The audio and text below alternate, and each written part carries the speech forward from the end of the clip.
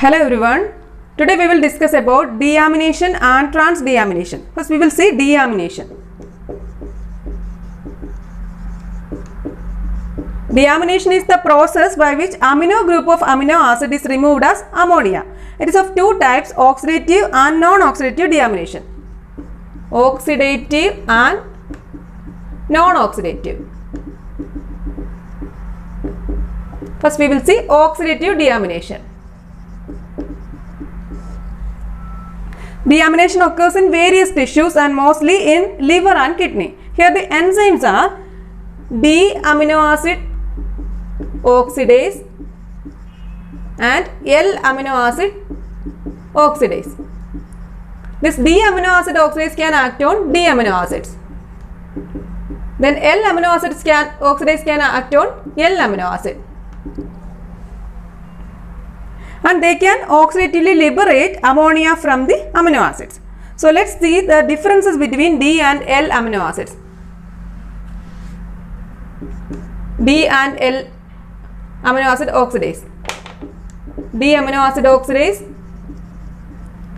L amino acid oxidase. Let's see the differences. D amino acid oxidases can act on D amino acid. L amino acid oxidase can act on L amino acid. Then second difference is D amino acid oxidase can be readily extracted with water-free form. Water-free form. But in the case of L amino acid oxidase, it is bound to tissue particles and not extractable with water. Not extractable with water. Third difference is here the flavoprotein is, it contains a flavoprotein and that is FAD. Here the flavoprotein is FMN. Then this D amino acid oxidases are much greater than that of L amino acid oxidases in tissues. Then this L amino acid oxidases are auto-oxidizable flavoproteins. The reduced flavoproteins are reoxidized at substrate level directly by molecular oxygen and they can form H2O2. Then this H2O2 formed is toxic to cells. So it is converted immediately to water and oxygen and water by the enzyme catalase. If catalase is absent genetically, the alpha keto acid produced by oxidative deamination is decarboxylated non-enzymatically by this hydrogen peroxide and forms a carboxylic acid with one less carbon atom. Then this oxidative deamination that takes place in two steps. Let's see the steps. First one, the amino acid is first dehydrogenated by the flavoprotein of the enzyme L amino acid oxidase and forms L amino acid. That is the first step. RCHNH2COOH. This is L amino acid by the enzyme L amino acid oxidase. Here the flavoprotein reduced to FPH2.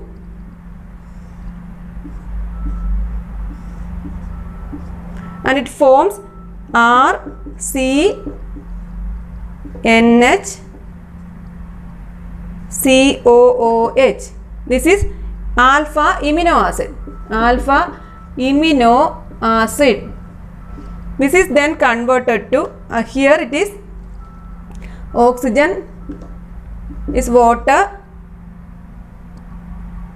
so hydrogen peroxide, then it is converted by catalase. Here water, catalase enzyme is here half O2 is converted to O2 and this alpha amino acid it is converted into alpha keto acid.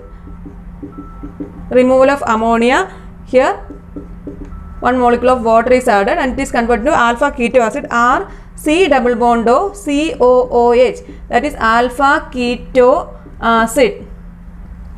So this the oxidative deamination that takes place in two steps. The first step is the amino acid, that is L amino acid, is first dehydrogenated by the flavoprotein of the enzyme L amino acid oxidase and it forms alpha amino acid. and this because of the dehydrogenation, this hydrogen is transferred to flavoprotein and is reduced to FPH2 and forms alpha amino acid. That is the first step. In the second step, water, 1 molecule of water is added spontaneously and decomposes to the corresponding alpha keto acid with loss of ammonia. That is the steps in deamination, oxidative deamination. Then this mammalian L-amino acid oxidase, FMN flavoprotein, is restricted to liver and kidney only. Liver and kidney. This mammalian L-amino acid oxidase is restricted to liver and kidney only. The activity of the enzyme in these tissues is very low. It does not have any effect on glycine or the L isomers of the dicarboxylic or beta hydroxy alpha amino acids. So this enzyme does not play a major role in mammalian amino acid catabolism and formation of ammonia. So this L-amino acid oxidase does not play a major role in mammalian amino acid catabolism and formation of ammonia. That is oxidative deamination. Next we will see non-oxidative deamination. Non-oxidative deamination. There are certain amino acids which can be non-oxidatively deaminated by specific enzyme and they form ammonia. These reactions contribute to ammonia formation, but they also do not play a major role in ammonia formation. 3 types of non-oxidative deamination are there. First one is amino acid dehydrases. Amino acid dehydrases. Let's see the reactions. Serine, CH2OH, CHNH2, CHNH2, COOH. This is amino acid serine. Here B6 phosphate or pyridoxal phosphate, one water molecule is released. It is converted into amino acid. CH2 double bond CNH2, then COOH. This is the amino acid. This is the intermediate amino acid. Then it is converted again to CH3, C double bond NH, COOH. This is also amino acid and it is converted again to pyruvic acid.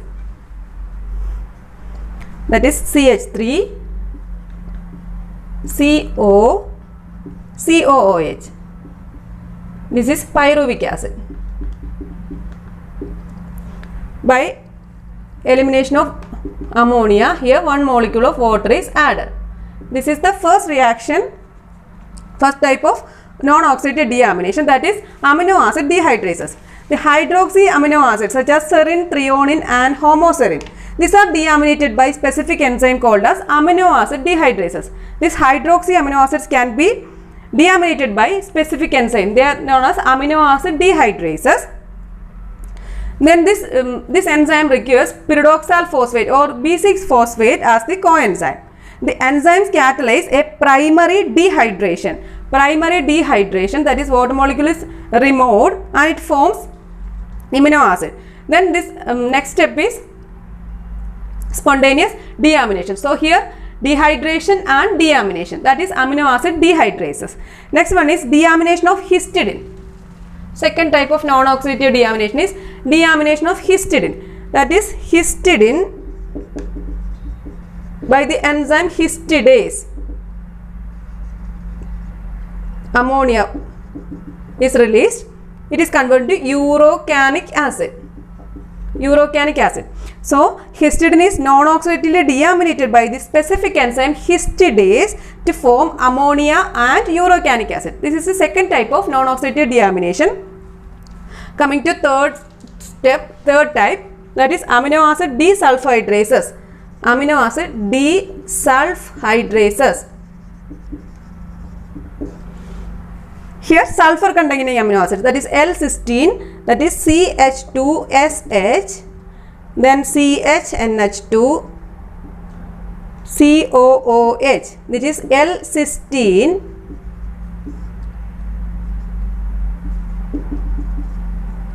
by the enzyme desulfhydrase. Here pyridoxal phosphate B6 phosphate is converted to intermediate amino acid CH2 double bond C NH2 COOH, intermediate amino acid. Then again it is converted to amino acid, that is CH3 C double bond NH COOH. This is also amino acid. Then this amino acid, addition of one water molecule, then liberation of ammonia, this amino acid is converted to pyruvic acid CH3 C double bond O COOH, that is pyruvic acid. So this is amino acid desulfhydrases. The sulfur containing amino acids such as cysteine and homocysteine, these are deaminated by a primary desulfhydration. Desulfhydration means removal of H2S. It is desulfhydration and forms an amino acid. First it forms an intermediate amino acid and it is converted to amino acid, which is then spontaneously hydrolyzed and ammonia is released and pyruvic acid is formed. That is non-oxidative deamination, 3 types. So this is about deamination. Next we will see trans-deamination.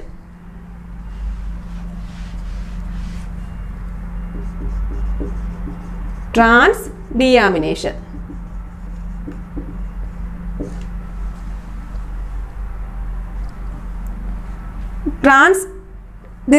When the transamination is coupled with the oxidative deamination, it is called, the process called trans-deamination. So it involves transamination and oxidative deamination. That is called trans-deamination. For example, deamination of L-glutamic acid. Deamination of L-glutamic acid.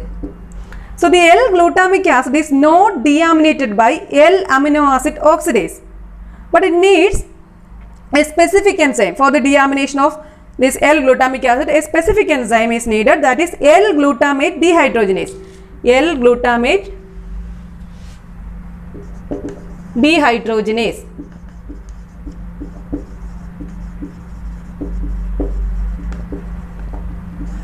So this L-glutamate dehydrogenase, this enzyme has 4 polypeptide chains. So it is a tetramer.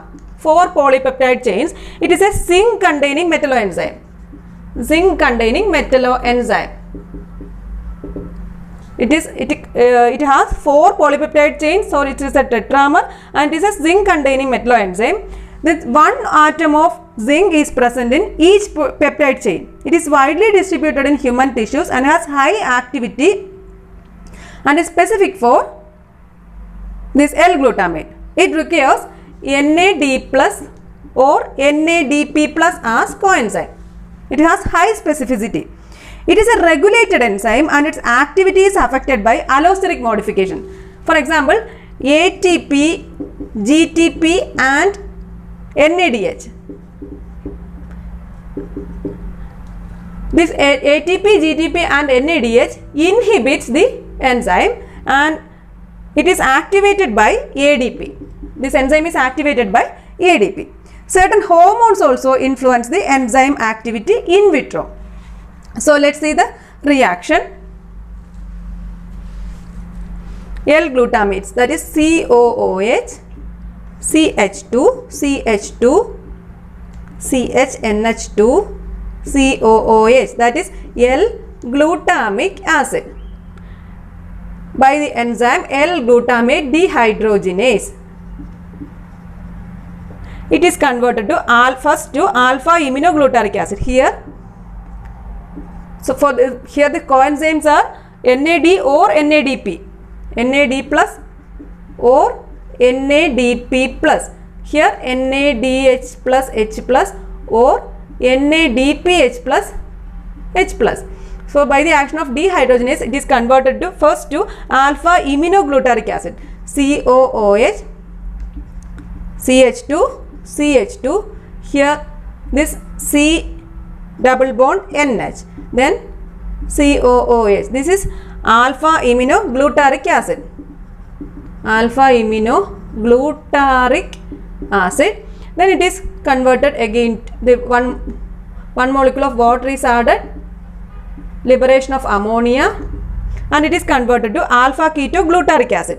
COOH, CH2, CH2, then C double bond O. Here C double bond NH is converted to C double bond O and COOH. This is alpha ketoglutaric acid. Alpha ketoglutaric acid. This is the action of L-glutamate dehydrogenase. This L-glutamate dehydrogenase enzyme catalyzes the deamination of this L-glutamate, and it first forms alpha aminoglutaric acid. Here alpha aminoglutaric acid, this CHNH2, it is converted to C double bond NH. Here two molecules, here dehydrogenation, so it is converted, NAD plus is converted to NADH plus H plus. First alpha aminoglutaric acid is formed, which on addition of a molecule of water, then by removal of ammonia, it is converted to alpha ketoglutaric acid. This reaction is reversible, and the equilibrium constant favors this glutamic acid formation again. This equilibrium constant favors glutamate formation, but the quick removal of ammonia form urea. Ammonia is converted to urea in urea cycle, and alpha ketoglutarate, it is to TCA. This also favors ammonia formation. Then the amino groups of most amino acids are transferred to alpha ketoglutarate. Amino groups of most amino acids are transferred to alpha ketoglutarate by group transaminases or by specific transaminases by the process of transamination, and they form L-glutamate as the end product. Release of this nitrogen as ammonia from L-glutamate is catalyzed by L-glutamate dehydrogenase. This is an enzyme. It is of high activity and wide distribution in mammalian tissues, as it involves first transamination and coupled with the oxidative deamination. It is coupled with the transamination and oxidative deamination. This process is called transdeamination. This mechanism is the major pathway for the removal of amino group from L amino acid and the formation of ammonia. Then the other sources of ammonia are absorption from gut. It is produced by the intestinal bacteria, which is the major source in intestinal obstruction. Then another source of ammonia is by pyrimidine catabolism. So this is about transdeamination. So this is all about deamination and transdeamination. This is today's topic. Thank you for watching.